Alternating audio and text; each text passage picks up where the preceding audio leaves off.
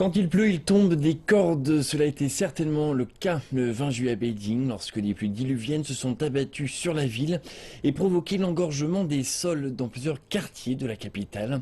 Cependant, la cité interdite, vieille de 600 ans, a été épargnée grâce à son système de drainage archaïque. Reportage. Lorsque des images sont apparues sur les réseaux sociaux montrant une cité interdite sans inondation malgré les pluies diluviennes du 20 juillet, cela a créé le buzz sur Internet. Les internautes ont été impressionnés par les capacités de drainage du site antique et ont comparé ces images avec d'autres montrant les routes inondées de Beijing après l'averse.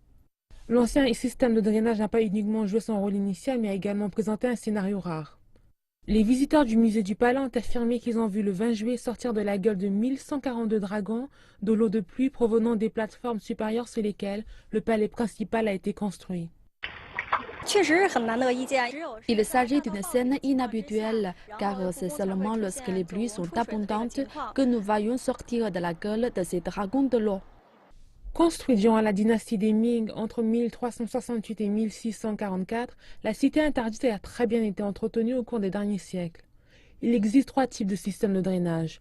Un pour les bâtiments, un autre pour l'écoulement de surface et le dernier est souterrain.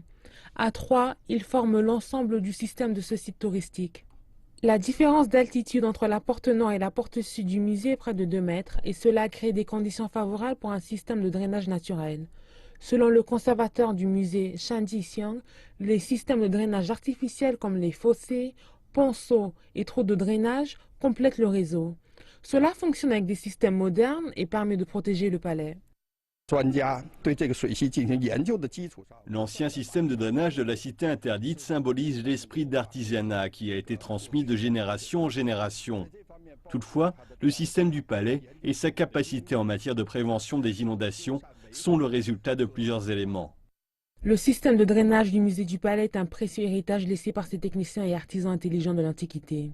Lors de sa conception, la météo, le sol et les individus ont été pris en considération dans le but de réduire tout risque causé par des pluies abondantes.